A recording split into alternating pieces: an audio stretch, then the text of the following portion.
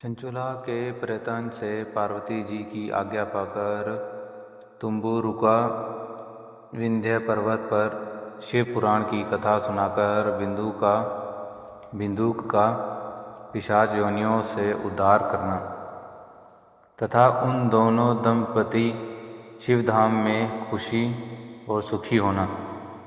सूत जी बोले, शौनक, एक दिन परमानंद में निमग्न हुए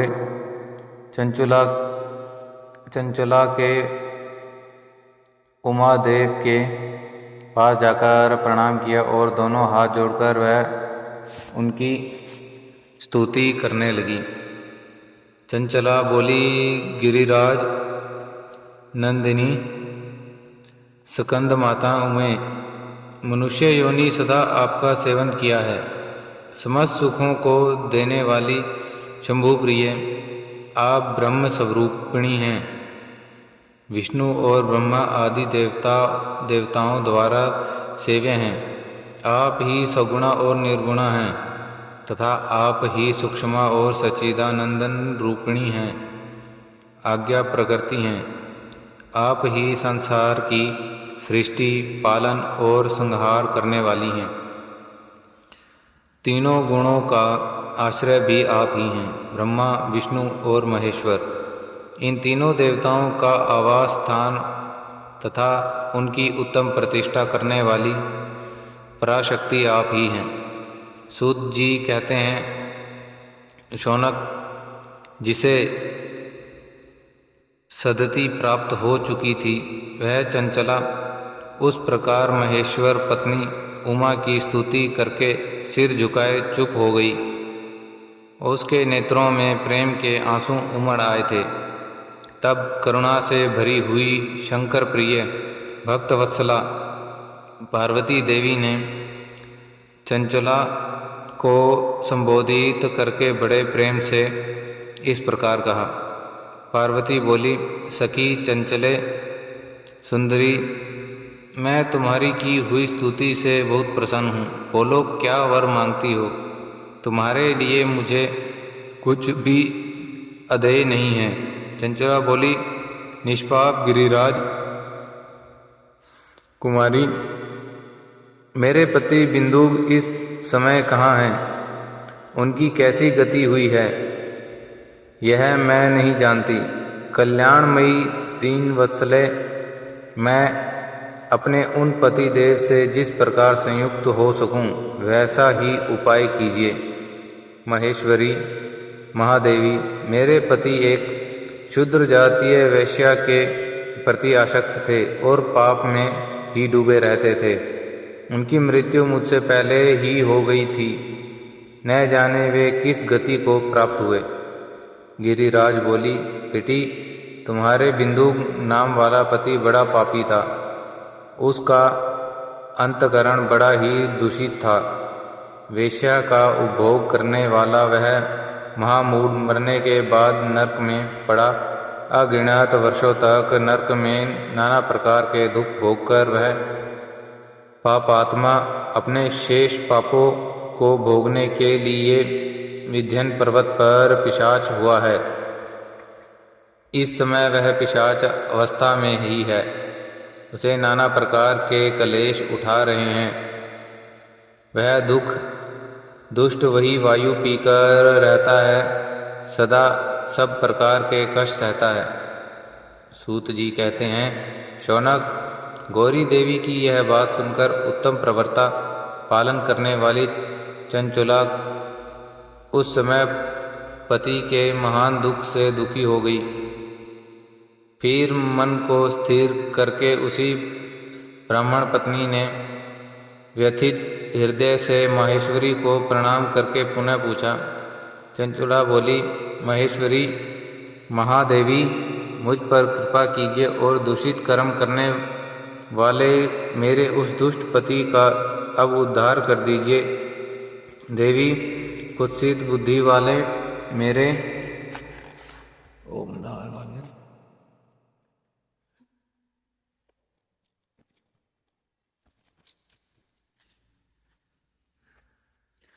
मेरे उस परमात्मा पति को किसी उपाय से उत्तम गति प्राप्त हो सकती है? यह शीघ्र बताइए, आपको नमस्कार है। पार्वती ने कहा, तुम्हारा पति यदि शिव पुराण की पुण्यमयी उत्तम कथा सुने तो सारी दुर्गति को पार करके वह पति गति का भागी हो सकता है।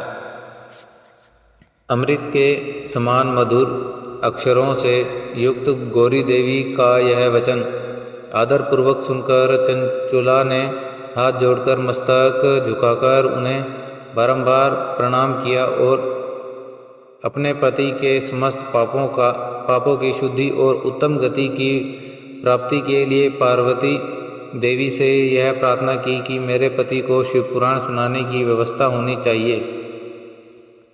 उस ब्राह्मण पत्नी के बारंबार प्रार्थना करने पर शिव प्रिया गौरी देवी को बड़ी दया आई।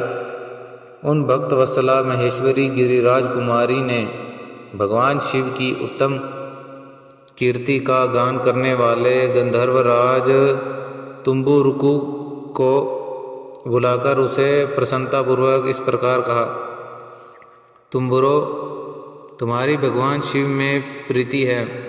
तुम मेरे मन की बातों को जानकर मेरे अभीष्ट कार्य को सिद्ध करने वाले हो। इसीलिए मैं तुम्हें एक बात कहती हूँ, तुम्हारा कल्याण हो। तुम मेरी इस सखी के साथ शीघ्र ही विंध्य पर्वत पर जाओ।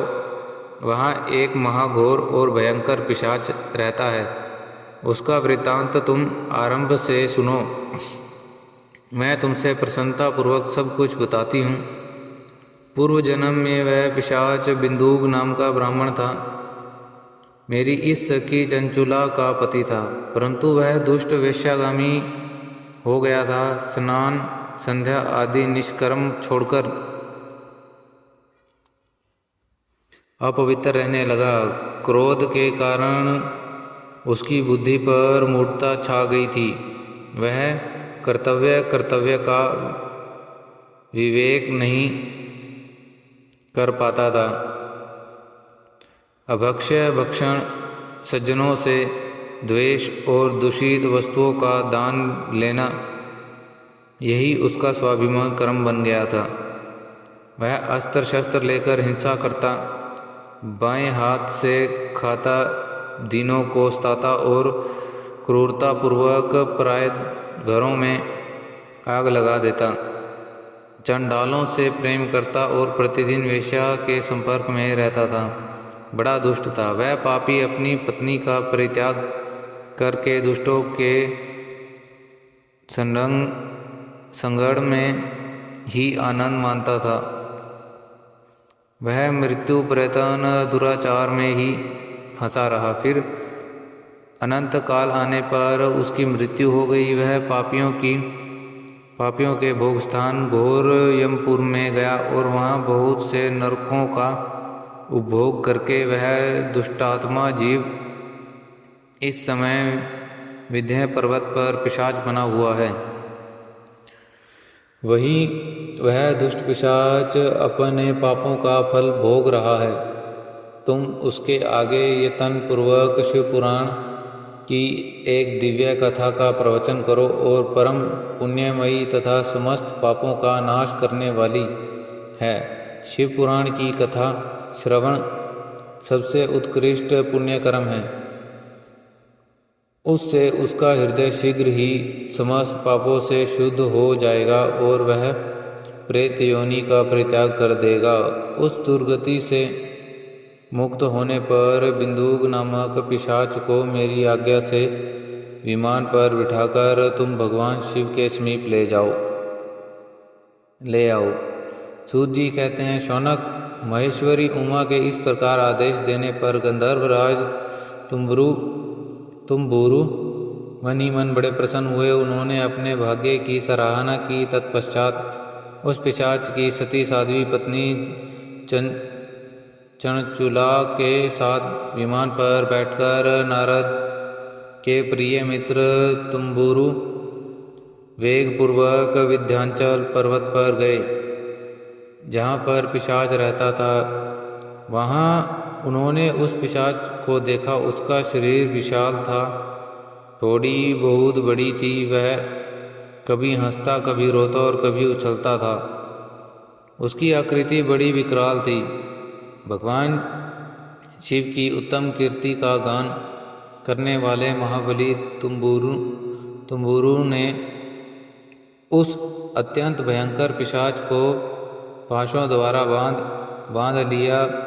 तदंतर तुम्बुरु ने शिव पुराण की कथा वाँचने का निश्चय करके महोत्सव युक्त स्थान और मंडप आदि की रचना की।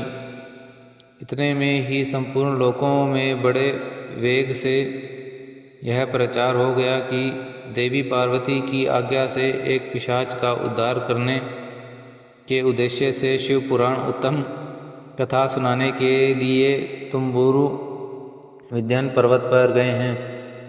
फिर तो उस कथा को सुनने के लिए लोभ से ही बहुत से देव ऋषि भी शीघ्र ही वहाँ पर आ पहुँचे। क्या हो शंभुनाथ। आदरपूर्वक शिव पुराण सुनने के लिए आए हुए लोगों का उस पर्वत पर बड़ा अद्भुत और कल्याणकारी समाज जुट गया।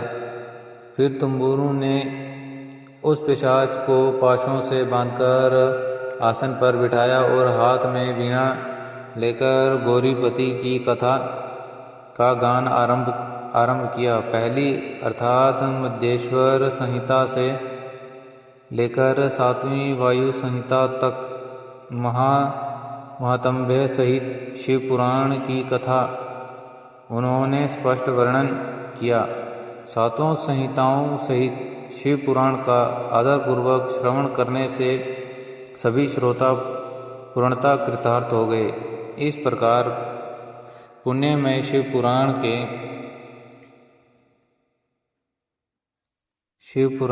को सुनकर उस पिशाच के अपने सारे पापों को धोकर उस पिशाच शरीर को त्याग दिया। फिर से शीघ्र ही उसका रूप दिव्य हो गया। अंगड़ कांति गौरवणी की हो गई। शरीर पर श्वेत वस्त्र तथा सब प्रकार के पुरुषोचित आभूषण उसके अंगों को आभासित करने लगे। वह त्रिनेत्रधारी चंद्रशेखर रूप को हो गया। इस प्रकार शिव देहधारी होकर श्रीमान बिंदुग अपनी प्राण वल्लभा चंचुला के साथ स्वयं भी पार्वती वल्लभ भगवान शिव का गुणगान करने लगा। उसकी स्त्री को इस प्रकार दिव्य रूप में सुशोभित देख के सभी देव ऋषि बड़े ही विस्मित हुए। उनका चित्त परमानंद से परिपूर्ण हो गया था। भगवान महेश्वर का यह अद्भुत चरित्र सुनकर वे सभी श्रोता परम कृतार्थ हो गए। प्रेम पूर्वक श्री शिव का यशोगान करते हुए अपने अपने धाम को चले गए। दिव्य रूपधारी श्रीमान बिंदुक भी सुंदर विमान पर अपने प्रीतमा के साथ बैठकर सुखपूर्वक आकाश में स्थित हो बड़ी शोभा पाने लगे। तदंतर महेश्वर के सुंदर एवं मनोहर गुणों का गान करता हुआ वह अपनी प्रीतमा तथा तुम्बुरु के साथ शीघ्र ही शिवधाम में जा पहुंचा। वहां भगवान महेश्वर तथा पार्वती देवी ने प्रसन्नतापूर्वक बिंदुक का बड़ा सत्कार किया और उसे अपना पार्षद बना लिया। उसकी पत्नी चंचुला पार्वती जी की सखी हो गई। उस घनीभूत ज्योति व स्वरूप परमानंदमय सनातन धाम में अविचल निवास पाकर वे दोनों दंपति परम सुखी हुए। जय शिव, जय हरिहर नारायण, जय त्रिलोकाधिपति।